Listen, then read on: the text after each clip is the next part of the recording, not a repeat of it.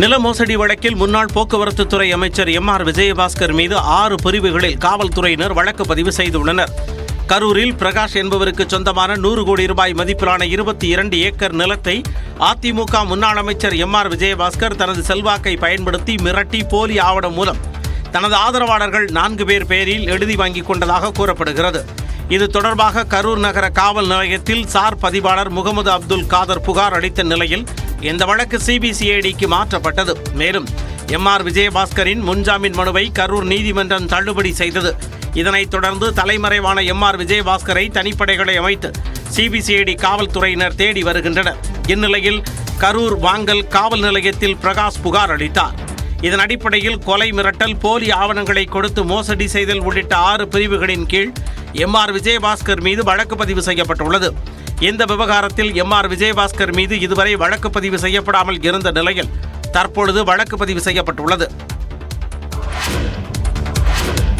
தமிழ்நாட்டில் ககன்தீப் சிங் பேடி, சுப்ரியா சாஹூ, சந்தீப் சக்சேனா உட்பட முக்கிய உயர் அதிகாரிகள் பணியிட மாற்றம் செய்யப்பட்டுள்ளனர். இது தொடர்பாக தலைமைச் செயலாளர் சிவதாஸ் மீனா வெளியிட்டுள்ள உத்தரவில் மக்கள் நல்வாழ்வுத்துறை செயலாளராக இருந்த ககன்தீப் சிங் பேடி அப்பொறுப்பில் இருந்து மாற்றப்பட்டு ஊரக வளர்ச்சி செயலாளராக நியமிக்கப்பட்டுள்ளார். வனத்துறை செயலாளராக இருந்த சுப்ரியா சாஹூ மக்கள் நல்வாழ்வுத்துறை செயலாளராக பணியிட மாற்றம் செய்யப்பட்டுள்ளார். நெடுஞ்சாலை மற்றும் சிறு துறைமுகங்கள் செயலாளராக இருந்த பிரதீப் யாதவ் உயர்கல்வித்துறை செயலாளராக நியமிக்கப்பட்டுள்ளார். சுற்றுலா, இந்து சமய அறநிலையத்துறை செயலாளராக இருந்த கே. மணிவாசன் நீர்வளத்துறை செயலாளராக பணியிட மாற்றம் செய்யப்பட்டார். நீர்வளத்துறை செயலாளராக இருந்த சந்தீப் சக்சேனா தமிழ்நாடு செய்தித்தாள் காகித தொழிற்சாலையின் நிர்வாக இயக்குநராக நியமிக்கப்பட்டுள்ளார். பொதுப்பணித்துறை செயலாளராக இருந்த பி. சந்திரமோகன் தற்போது இந்து சமய அறநிலையத்துறை மற்றும் சுற்றுலாத்துறை செயலாளராக நியமனம் செய்யப்பட்டுள்ளார். கால்நடை, பால்வடம், மீன்வளத்துறை செயலாளராக இருந்த மங்கத்ராம் சர்மா பொதுப்பணித்துறையின் புதிய செயலாளராக நியமிக்கப்பட்டிருக்கிறார். ஊரக வளர்ச்சித்துறை செயலாளராக இருந்த செந்தில்குமார் வனம் மற்றும் சுற்றுச்சூழல் துறை செயலாளராக மாற்றம் செய்யப்பட்டுள்ளார். தமிழ்நாடு சாலை பிரிவு திட்டத்தின் 2ஆம் கட்ட திட்ட இயக்குநர் ஆர். செல்வராஜ் நெடுஞ்சாலை மற்றும் சிறு துறைமுகங்கள் துறை செயலாளராக நியமிக்கப்பட்டுள்ளார். தமிழ்நாட்டில் 18 முக்கிய உயர் அதிகாரிகள் இடமாற்றம் செய்யப்பட்டுள்ள நிலையில் செய்தித்துறை இயக்குநர் வைத்தியநாதனுக்கு தமிழ்நாடு கேபிள் டிவியின் நிர்வாக இயக்குநராக கூடுதல் பொறுப்பு வழங்கப்பட்டுள்ளது. தமிழ்நாடு அரசு கேபிள் டிவி மேலாண் இயக்குநராக இருந்த ஏ. ஜான் லூயிஸ் தற்போது தமிழ்நாடு அரசின் சமூக பாதுகாப்பு திட்ட இயக்குநராக நியமனம் செய்யப்பட்டுள்ளார். வீட்டு வசதித்துறை கூடுதல் செயலர் எம். விஜயலட்சுமி இந்திய மருத்துவம் மற்றும் ஹோமியோபதி துறையின் இயக்குநராக நியமிக்கப்பட்டுள்ளார். நில சீர்திருத்தத்துறை ஆணையர் வெங்கடாச்சலம் தமிழ்நாடு ஆவண காப்பகம் மற்றும் வரலாற்று ஆராய்ச்சி ஆணையராக இடமாற்றம் செய்யப்பட்டுள்ளார். தமிழ்நாடு எய்ட்ஸ் கட்டுப்பாட்டு சங்க திட்ட இயக்குநர் டி.என். ஹரிஹரன் நில சீர்திருத்தத்துறை ஆணையராக நியமனம் செய்யப்பட்டுள்ளார். நகராட்சி நிர்வாகத்துறை முன்னாள் சிறப்பு செயலர் ஆர். லில்லி போக்குவரத்துத்துறை சிறப்பு செயலாளராக நியமிக்கப்பட்டுள்ளார். தமிழ்நாடு செய்தித்தாள் காகித நிறுவன தலைவர் மற்றும் மேலாண் இயக்குநராக இருந்த சாய்குமார் தமிழ்நாடு தொழில் முதலீட்டுக் கழகத்தின் தலைவர் மற்றும் நிர்வாக இயக்குநராக நியமனம் செய்யப்பட்டுள்ளார். அயல்நாட்டு வேலைவாய்ப்பு நிறுவன தலைவர் சி.என். மகேஸ்வரன் தமிழ்நாடு உப்புக் கழக மேலாண் இயக்குநராகவும், தமிழ்நாடு பாசன வேளாண்மை நவீனமயமாக்கல் திட்ட இயக்குநர் டி.எஸ். ஜவஹர் சமூக சீர்திருத்தத்துறை செயலாளராக கூடுதல் பொறுப்பில் நியமிக்கப்பட்டுள்ளார். நீட் தொடர்பான வழக்குகள் உச்சநீதிமன்றத்தில் நடந்து கொண்டிருப்பதால் அவையெல்லாம் முடிந்த பிறகுதான் மருத்துவ கலந்தாய்வு குறித்து முடிவெடுக்கப்படும் என மருத்துவத்துறை அமைச்சர் மா. சுப்பிரமணியன் தெரிவித்துள்ளார். நீட் விலக்கு இந்தியாவின் இலக்கு. சுப்ரீம் கோர்ட்ல கேஸ் ஒன்னு இருக்கு, அதுவும் ஒரு முடிவுக்கு வரணும். வந்த உடனே நம்ம டெல்லியில் இருக்கிற அந்த அதெல்லாம் முடிஞ்சதுக்கு அப்புறம் தான் இல்ல, இதுல புகார் இருக்குங்க. இது இருக்கும்போது நம்ம நடத்த முடியாது. நம்ம தான் இதுல இந்த புகார் கலைஞன்னு முதல் குரல் கொடுத்தது நம்ம தான். 20,000 மாணவர்கள் உச்சநீதிமன்றத்துக்கு போனாங்க. இன்னும் அந்த கேஸ் நடந்துருக்கு. அதை நடந்து முடிஞ்ச உடனே தான் நம்ம அதுக்கு ஒரு சரியான முடிவு எடுக்க முடியும். நீட் தேர்வு விலக்குதான் தமிழ்நாடு அரசின் இலக்கு எனவும் அமைச்சர் மா. சுப்பிரமணியன் தெரிவித்தார். நீலகிரி மாவட்டம் முதுமலை தெப்பக்காட்டில் உள்ள மாயாற்றில் வெள்ளப்பெருக்கு ஏற்பட்டுள்ளதால் பாலத்தின் மீது வாகனங்கள் செல்ல அனுமதி மறுக்கப்பட்டுள்ளது. கூடலூர் மற்றும் அதன் சுற்றுவட்டார பகுதிகளில் கடந்த சில நாட்களாக பெய்து வரும் கனமழையால் அங்குள்ள மாயாற்றில் வெள்ளப்பெருக்கு ஏற்பட்டுள்ளது. இதனால் தெப்பக்காடு பகுதியில் மாயாற்றின் குறுக்கே கட்டப்பட்ட பாலத்தின் மீது தண்ணீர் ஆர்ப்பரித்து செல்வதால் பாலத்தின் மீது இலகுரக மற்றும் இருசக்கர வாகனங்கள் செல்ல அனுமதி மறுக்கப்பட்டுள்ளது. மேலும் மைசூரில் இருந்து உதகை நோக்கி வரும் வாகனங்கள் கூடலூர் வழியாகவும், உதகையில் இருந்து மைசூர் செல்லும் வாகனங்கள் மாற்றுப்பாதையில் செல்லவும் அறிவுறுத்தப்பட்டுள்ளது.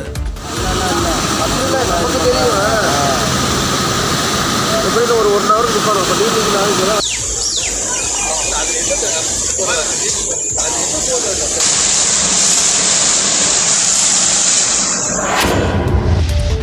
சேலம் பெரியார் பல்கலைக்கழக துணைவேந்தர் ஜெகநாதனுக்கு வழங்கப்பட்ட பதவி நீட்டிப்பை உடனடியாக திரும்பப் பெற வேண்டுமென பல்கலைக்கழக ஆசிரியர்கள் பணியாளர்கள் சங்கத்தினர் வலியுறுத்தியுள்ளனர். பெரியார் பல்கலைக்கழக துணைவேந்தர் ஜெகநாதன் ஓய்வு பெற இருந்த நிலையில் ஓராண்டிற்கு பதவி நீட்டிப்பு செய்து தமிழ்நாடு ஆளுநர் RN ரவி உத்தரவிட்டுள்ளார். இதனை கண்டித்து சேலம் பெரியார் பல்கலைக்கழகம் முன் பெரியார் பல்கலைக்கழக ஆசிரியர்கள் மற்றும் தொழிலாளர்களின் சங்கங்களின் சார்பில் ஆர்ப்பாட்டம் நடைபெற்றது. இதில் 100க்கு மேற்பட்டோர் கலந்து கொண்டு முழக்கம் எழுப்பினர். குற்றச்சாட்டு நிரூபணமான ஜெகநாதன் மீது நடவடிக்கை எடு. உடனடியாக இதில் அரசு தீவிரமான கவனம் செலுத்த வேண்டும். போர்க்கால அடிப்படையில் செயல்பட்டு இந்த துணைவேந்தரின் மீதான நிலுவையில் உள்ள வழக்குகள் அனைத்தையும் தூசி திட்டி எடுத்து அதன் மூலமாக தவறிழைத்தவர்களுக்கு தகுந்த தண்டனையையும் இவருக்கு வழங்கப்பட்ட பணி நீட்டிப்பை திரும்ப பெறுவதற்கான நீதிமன்ற முயற்சிகளையும் மற்ற சட்ட முயற்சிகளையும் இந்த அரசு எடுத்திட வேண்டும் என்றும் நாங்கள் கனிவுடன் கேட்டுக்கொள்கிறோம். பல்வேறு முறைகேடு குற்றச்சாட்டுகள் உள்ள நிலையில் துணைவேந்தர் ஜெகநாதனுக்கு வழங்கப்பட்டுள்ள பதவி நீட்டிப்பை உடனடியாக ரத்து செய்ய வேண்டுமென ஆசிரியர்கள் மற்றும் தொழிலாளர்கள் சங்க நிர்வாகிகள் வலியுறுத்தியுள்ளனர். நெல்லை மாநகராட்சியில் உட்கட்சி பூசல் உச்சக்கட்டத்தை எட்டியுள்ள நிலையில் திமுக மேயர் சரவணன் ராஜினாமா செய்திருப்பதாக தகவல் வெளியாகியுள்ளது. நெல்லையில் திமுக மேயர் சரவணன் மற்றும் உட்கட்சி கவுன்சிலர்களுக்கிடையே தொடர்ந்து மோதல் போக்கு நிலவி வருகிறது. இதனால் ஒவ்வொரு மாமன்ற கூட்டத்திலும் கூச்சல் குழப்பம் ஏற்பட்டு வந்தது. உட்கட்சி பூசல் காரணமாக நெல்லை மாநகராட்சியில் மக்கள் பணியில் சுணக்கம் ஏற்பட்டுள்ளதாகவும் எதிர்க்கட்சியினர் குற்றம் சாட்டி வருகின்றனர். இந்நிலையில் நெல்லை மாநகராட்சி மேயர் சரவணன் தனது பதவியை ராஜினாமா செய்துள்ளதாக தகவல் வெளியாகியுள்ளது. தனது ராஜினாமா கடிதத்தை சென்னையில் அமைச்சர் நேருவை சந்தித்து வழங்கியதாக கூறப்படுகிறது. திமுகவை சேர்ந்த மேயர் சரவணனின் ராஜினாமா தொடர்பான அதிகாரப்பூர்வ அறிவிப்பு ஓரிரு நாளில் வெளியாக வாய்ப்புள்ளதாகவும் கூறப்படுகிறது. ஏற்கனவே அமைச்சர் தங்கம் தென்னரசு முன்னிலையில் ஒருமுறை சமரச முயற்சி நடந்த நிலையில் மேயர் சரவணன் ராஜினாமா செய்துவிட்டதாக தகவல் வெளியாகியுள்ளது. மத்திய அரசின் 3 குற்றவியல் சட்டங்களை அமல்படுத்த தடை விதிக்க கோரி சென்னை உயர்நீதிமன்றத்தில் வழக்கு தொடரப்பட்டுள்ளது. 3 சட்டங்களையும் அரசியல் சட்டத்துக்கு விரோதமானவை என அறிவிக்க கோரி தூத்துக்குடியைச் சேர்ந்த வழக்கறிஞர் ராம்குமார் ஆதித்தன் என்பவர் சென்னை உயர்நீதிமன்றத்தில் வழக்கு தொடர்ந்துள்ளார். இந்திய அரசியலமைப்பு சட்டத்தின்படி நாடாளுமன்றத்தில் நிறைவேற்றப்படும் சட்டங்கள் ஆங்கிலத்தில் மட்டுமே இருக்க வேண்டும் என்றும் வேறு மொழிகளில் சட்டம் இயற்ற நாடாளுமன்றத்திற்கு அதிகாரம் அளிக்கவில்லை எனவும் அந்த மனுவில் சுட்டிக்காட்டப்பட்டுள்ளது. இந்த வழக்கு விரைவில் விசாரணைக்கு வரும் என எதிர்பார்க்கப்படுகிறது. மத்திய அரசின் புதிய குற்றவியல் சட்டங்களின் மூலம் ஹிந்தி திணிப்பு நடைபெறுவதாக அதிமுக பொதுச் செயலாளர் எடப்பாடி பழனிசாமி குற்றம் சாட்டியுள்ளார். தனது எக்ஸ் பக்கத்தில் பதிவிட்டுள்ள அவர், சட்டத்தின் பெயர்கள் சமஸ்கிருதம் கலந்த ஹிந்தி மொழியில் மாற்றப்பட்டிருப்பது ஏற்கத்தக்கதல்ல என்றும் மிகுந்த கண்டனத்திற்குரியது எனவும் தெரிவித்துள்ளார். சட்டத்தின் பெயர்களை மீண்டும் ஆங்கிலத்திலேயே மாற்றம் செய்ய வேண்டும் என மத்திய அரசுக்கு எடப்பாடி பழனிசாமி வலியுறுத்தியுள்ளார். திருச்சி விமான நிலையத்தில் இருந்து வளைகுடா நாடுகளுக்கு நேரடி விமான சேவைகளை தொடங்க வேண்டும் என்பன உள்ளிட்ட கோரிக்கைகளுடன் தமிழ்நாடு எம்பிக்கள் மத்திய விமான போக்குவரத்து துறை அமைச்சர் ராம்மோகன் நாயுடுவை நேரில் சந்தித்து வலியுறுத்தினர்.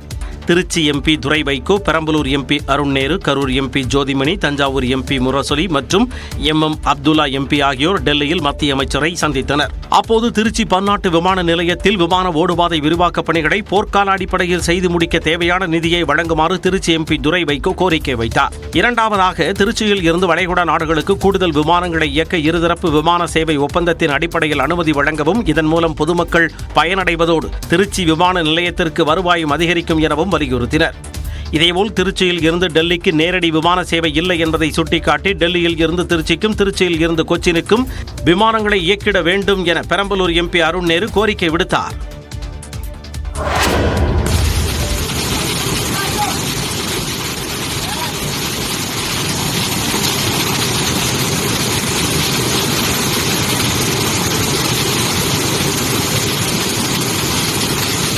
ஆர்ப்பரித்து கொட்டும் நீர்வீழ்ச்சியில் சாகசம் செய்ய குதித்தவர் திரும்பி வரவே இல்லை. பதைபதைக்க வைக்கும் இந்த காட்சிகள் மகாராஷ்டிரா மாநிலம் தாமினிகாட் பகுதியில் படம் பிடிக்கப்பட்டவை. ஒரே ஜிம்மில் உடற்பயிற்சி செய்யும் 32 பேர் குழுவாக இணைந்து தாமினிகாட் பகுதிக்கு நீர்வீழ்ச்சியை சுற்றி பார்க்க சென்றனர். அதில் உற்சாக மிகுதியில் ஸ்வப்னில் தாவ்டே என்ற இளைஞர் நீர்வீழ்ச்சியில் குதித்தார். ஒரு கட்டத்தில் வெள்ளத்தின் வேகத்திற்கு தாக்குப்பிடிக்க முடியாத அந்த இளைஞர் அடித்து செல்லப்பட்டார்.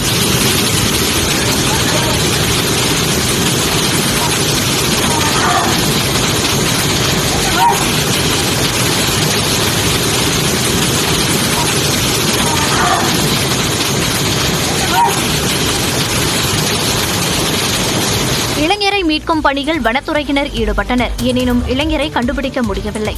இந்நிலையில் மழைக்காலங்களில் வனப்பகுதிகளுக்குள் செல்லும் போது அதீத கவனத்துடன் இருக்க வேண்டும் என்று மகாராஷ்டிரா வனத்துறையினர் எச்சரிக்கை விடுத்துள்ளனர்.